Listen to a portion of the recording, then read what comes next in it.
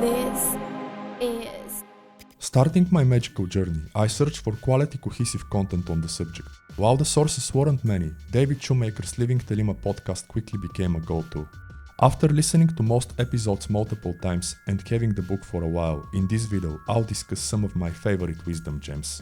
Before that, consider subscribing to the channel and my newsletter if you find the content valuable and entertaining. Also, check my books such as my Gumroad and Etsy pages, as they may have products to help your practice and life. Who is it for? Crafted as a useful reference at every stage of the path, Living Thelema begins with the author's story of getting into magic and psychology. Attracted to the occult and Jungian psychoanalysis, Shoemaker got into Rigardi and Crowley, which led him to joining the OTO. It was the idea of approaching devotion, mystery and transcendence through a scientific perspective that drew the author to this path. Gods and rituals. For the most part, Living Thelema doesn't outline rituals nor gets into Thelemic cosmogony. Assuming you are already practicing and are familiar with that, it shows you how to use that to achieve a specific aim. Qabalah. Recognizing the acceptance of Eastern philosophies into mainstream thought and culture, Shoemaker points out Qabalah expounds a remarkably rich, transpersonal psychology. He further adds that this can offer plenty to modern society in search of depth, meaning, and purpose. Like Rigardi's The Middle Pillar, Living Thelema reveals how the Kabbalistic parts of the soul correspond to concepts of other traditions. The Way of Return. The Way of Return, the author explains, has 10 steps, corresponding to balancing the 4 personality functions, i.e. sensation, feeling, thinking, and intuition. The first 4 attribute to spheres Malkut, Yesod, Hod, and Netzach. The key is building a solid vessel or cup to hold what the Sufis call the wine of God, and a big part of that is eliminating defects hampering your receptivity to the divine. Solve e Coagula. Using AA's elemental grades as an example, the author explains that this is what Solve e Coagula is all about. Page 202, quote, Solve e Coagula roughly translates as dissolve and coagulate. It refers to the process of breaking something apart into its individual elements in order to understand and transform them before reassembling them into a newly perfected whole. Viewed from the perspective of the highest levels of attainment, human beings are not collection of parts but undivided whole. Unquote. Apparently, this is very similar to Jung's individuation, and more on that can be found in my review of The Middle Pillar. Also like the latter, which based on my research set the beginning of the author's journey, Living Thelema points to the overlapping between the Kabbalistic system and those of Jung and Roberto Azzajoli. Self-help and therapy. Being a Jungian psychologist, the author recognizes Qabalah's practical applications for self-help and therapy. The Way of Return, in psychological and secular terms, really is the quest for meaning and purpose, and in my humble opinion, this is very similar to what New Age and self-help define as the hero's journey. As noted in my review of The Middle Pillar, Rigardi advocated getting a basic grounding in the mentioned systems. Building on that, Shoemaker states that learning Qabalah could be invaluable to the therapist, letting them understand their clients better. Achieving balance.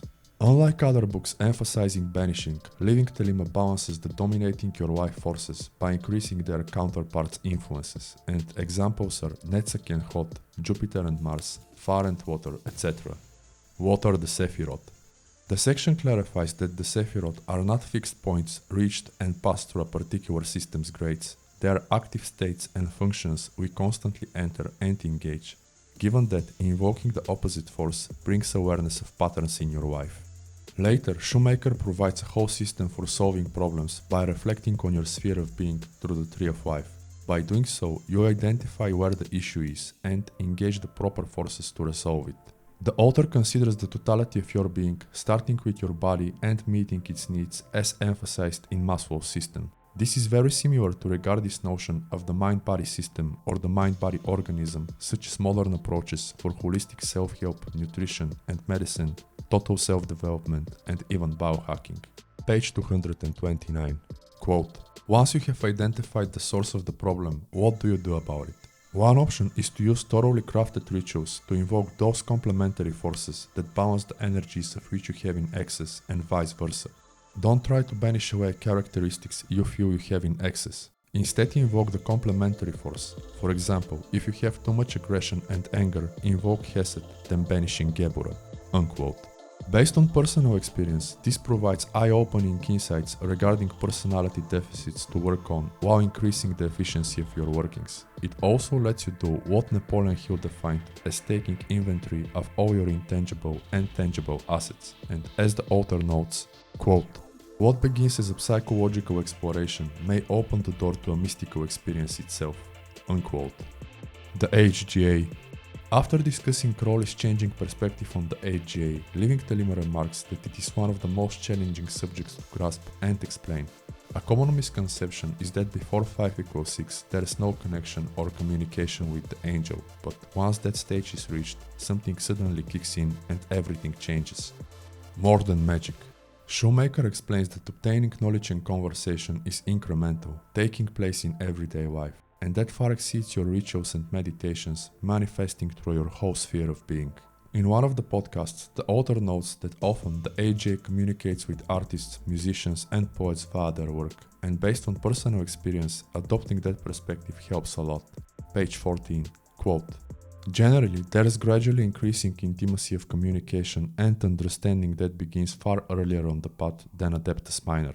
We feel the impulses and subtle urgings of the angel in dreams, intuitive flashes, and synchronistic events. In those moments, when we seem to be receiving of the rightness of a certain choice, we are seeing a glimmer of the AGA. Likewise, our strivings for beauty in our lives, our drive to be entrapped in the things and people we love, all of those things are glimmers of the angel as well." Unquote. A radio receiver. Likening the rook to a radio receiver, which the seeker tries to tune to the right station, the author notes that the great work is all about putting your head into the right place as Keter is the crown, and in my humble opinion, this goes very well with the universal self-help notion that winning the battle, i.e. achieving anything in life, is all about having the right mindset. Through rigorous meditation and invocations, you eventually mute the noise and refine your perception, becoming capable of hearing the angel. Actum Impulse. The section includes excerpts from original letters between Phyllis Sequard and Jane Wolfe. Besides the moving story of how Sequard obtained her knowledge and conversation, which anyone, especially creatives, should read, it reveals how crucial acting on impulse is. An Unending Path. It also confirms that the relationship with the angel isn't a destination but an unending path, and this, if you think of it, applies when you also choose a life of relentless self-development, pursuing the ever-changing better version of yourself. The True You. After covering that the True You isn't merely doing whatever you want, Shoemaker provides an excellent description of the matter. Page 21, quote, "The true you is the will of the deepest inmost self, the core of who you are as a spiritual being. Also and importantly, it is an expression of the universal will as particularized and expressed in your individual life. This is why when we are living in accordance with our true will, we find that much of the time the universe seems to open up a right path in front of us as in sympathy with our aims." Unquote. As Marco Visconti says, quote, "True will does not equate with conscious intent. Rather, it signifies the interplay between the most profound self, using this term very loosely, and the entire universe." Unquote. And as Crowley himself said, "A man who does his true will has the inertia of the universe to assist him." Unquote. On page 22, the author adds that all too often the true will is erroneously conceptualized as a singular choice of career or a single task to be accomplished in life. This is far too restrictive. The true will is the essence of yourself. It encompasses you, your actions, your thoughts, your feelings, and your behaviors, and it pertains to the way you live moment to moment as well as the entire arc of your life itself, and even beyond one life into other incarnations." Unquote. Comment. This brings depth to my hypothesis that the true will is like a sequence of uniting events leading from one to another. The more you follow your true will, the more perfect that sequence is, and as Dr. Martin Luther King said, quote, "You don't have to see the whole staircase, just take the first step." Unquote. And as Regardi said, "For every step we make in his direction, he, the angel, will take too." And as Rumi said, "As you start to walk the way appears." Unquote. Your own religion. Though not always the case, there's a high likelihood your true will overlaps with your passions and aspirations. Yet it always demands transcending your ego. Somewhat uncomfortable, that process is unique to every person. The author suggests perceiving yourself as the prophet of your angel and the high priest or priestess of your own religion. Also, to visualize your practical goals in magic as an extension or part of your true will. Your own uniqueness. To improve comprehension of your true will, ask yourself, how do you change your room when walking into a party? What is the one unique thing about you affecting the world in predictable ways? Also, what is the energetic signature you leave wherever you go? You can ask yourself and others and let me know in the comments below. The author recognizes 4 introductory phases to magic. The first is warning to relax using the 4-fold breath and an asana posture. The second and third are adding the lesser pentagram and the middle pillar rituals. And the fourth is adopting LRH while using the star sapphire when needing to exert more power. Something I particularly like is that unlike other books emphasizing LBRP, Living Thelema explains that LRP helps build tolerance to magical force and the ability to call it forth and control it. Finding it matches some teachings of Scott Stanwyck and Donald Tyson, I am exceedingly grateful for learning this relatively early, as I found excessive banishings may negatively affect introverts by creating a vacuum and isolating them from the world. And more on that can be found in my LRH and Fields of Operation videos. LRP and LRH. The author notes that LRH invokes macrocosmic forces, creating a magical space similar to the energies of a second-order temple, but most of its publications are wrong. He also claims that the right way to perform it is by using the attributions of your pentagram formula, which conventionally follow the winds model, and this is also the perspective of James Eshelman, who regards the conventional LRH ordering as blind or error. Comment: influenced by this and Scott Stanwyck's concept of the fields of operation, an author named Rev. Jeff Rhodes adopts the same method while regarding the winds model as another blind or error. Yet, whether all these are the case should be determined by your empirical results. Liber Resh. When outlining its complete version, including the excerpt from the Book of the Law, Living Thelema gives 2 perspectives on Liber Resh. The first views it as a device linking your consciousness to the energies of the sun. The second considers it primarily having a symbolic meaning and producing psychological effects. Either way, Shoemaker encourages making your own conclusions based on your daily practice. For me, one of those is to not do it to align yourself with the sun, but to remind yourself you are a sun. Also noteworthy is that this is the most comprehensive and exciting instructions I found on Liber Resh. And one reason is that it teaches you how to use the Aeon card to crank up the exaltation. And more on the Aeon card is in my video on it. Practical magic. Another section where Living Thelema shines is chapter 8. Whereas other books omit that, the book outlines how to do practical magic employing the methods of Liber Abba. This includes everything from preliminary purification and consecration to general invocation, attuning the space, delivering charge of intent, and then license to depart. And according to Crowley, thought is the commencement of action, and if a chance thought can produce much effect, what cannot fixed thought do? Unquote. Considering that Shoemaker invites you to perceive ritual as a technique of focusing attention and intention. Page 56, quote, "When we ritualize our intention, focusing our thought into word and our word into deed, we create a form that is key to our ritual goal. It is a law of nature that force follows form. Force will only manifest where a suitable form exists to contain it. Accordingly, we must set up our ritual as a form that will invite a specific force. The effectiveness with which we can do this will depend on our ability to focus our attention and intention via symbol, ritualized actions, and all other correspondences and associations we may have with a particular idea." Unquote. While these include incense, colors, magical implements, etc., the goal is to utilize them to cause precise consciousness changes aligned with the working's aim. And what completes the ritual is uniting thought, word, and deed. And as we know from Terence McKenna, language, thought, analysis, art, dance, poetry, myth-making, these are the things that point the way toward the realm of the eschaton. Unquote. Your workings have compounding effects, so the more you do them, the better results you get.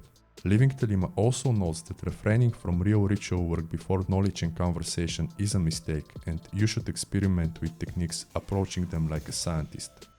Ensure you really want it. It is crucial to ensure all aspects of your being desire a particular outcome. The opposite can hinder the working's efficiency despite how perfectly you execute it. And to ensure that, Living Thelema recommends purifying and consecrating your objective with a dedicated operation. And here it may also be appropriate to consider Gurdjieff's notion that there are multiple views that are not always in agreement, as emphasized in Ouspensky's In the Search of the Miraculous. Get stuff done. It is equally important to strive to create an environment for whatever you want to manifest by arduously helping your magic in the real world. Put differently, get stuff done in the world of Asaya and even see if you cannot accomplish the desired this way. And as my viewers know, this is also stressed by more alternative scholars like Damon Brandt. Science and alchemy. Stepping on modern psychology and physics, Living Thelema offers a refreshing perspective on alchemy by calling it the science and art of transforming consciousness. It explains that the ancient notion of turning lead into gold is a metaphor for personal transformation. Also, that medieval alchemists weren't just scientists, but also the material in their experiments. And I don't know about you, but all this kinda reminds me of the Nobel Prize winner Alexis Carrel saying, quote, "Man cannot remake himself without suffering, for he is both the marble and the sculptor. To make gold, you need gold." Elsewhere, the author elaborates on the notion that to make gold, thou must have gold. He also recognizes some characteristics of people that achieve it. Page 205, quote, "People who seem to shine in their selfhood, who live willfully and powerfully, yet also exhibit grace and dignity in all they do. These are a few of the characteristics we can recognize as signs of a true adept, whatever their particular path may be. Their very energy is contagious in most wonderful way, and being around them is an inspiring lesson in living a vigorous life of will. The gold of their attainment is recognized by some corresponding seed of gold within us, and it begins to resonate in sympathy, calling us in our own unique way to the path of attainment. I think this alludes to something like a combination of Mahayana bodhisattvas such as what Napoleon Hill defines as go-getters. Feel free to let me know if you agree. Modern alchemy. Finding common grounds with some LHP teachings, Living Thelema acknowledges modern alchemy's chief aim, namely interlacing and synthesizing truths based on cutting-edge scientific discoveries to eventually create a powerful, internally consistent system. By coming into being, such a system will open new horizons to humanity's development. Viewing the extraction of meaning through mystery, the basics of that, Shoemaker reveals an invaluable truth to both magicians and self-improvers. Page 186, quote, "Science now fronts against the unknown in many modern fields, including physics, biology, computer science, and psychology. If you accept ancient alchemists were performing inner transformations using contemporary state-of-art tools as a metaphorical projection screen, doesn't it follow that true modern alchemists would do the same? If so, we must look to the frontiers of today's science for these modern alchemical tools. If alchemy is truly a science and art of extracting meaning from mystery by way of psychological projections, only the mysteries of today's unanswered questions will present us with a projection screen of sufficient size." Unquote. Comment. Reflecting on that, in my humble opinion, today's biohackers, self-improvers, and perhaps magicians are these alchemists. And, as the Zen master and haiku poet Matsuo Basho said, quote, "Seek not the paths of the ancients, seek that which the ancients sought." Unquote. And according to Dr. Joe Dispenza, quote, "Science is the contemporary language of mysticism." Unquote. Final words. Transcending magic and taking advantage of the available in the new Aeon devices, Living Thelema makes a profound magical truths readily accessible. Inspiring to find meaning and mysteries in the latest scientific discoveries, the book teaches how to make the most not only of your practice, but also life. It was one of the sources that shaped my outlook and workings, and it is extremely thorough and well written. I'd call it a modern occult classic, bridging ageless wisdom with modern technology. But that's just my opinion. Let me know what yours is, such as the book's impact on your journey. Also how I did with this review. Otherwise, like this video if you enjoyed it, subscribe for more content to the channel and my newsletter. Check my other works and books, especially the digital products I make on Etsy and Gumroad, and I'll see you in the next one. Thank you for your time.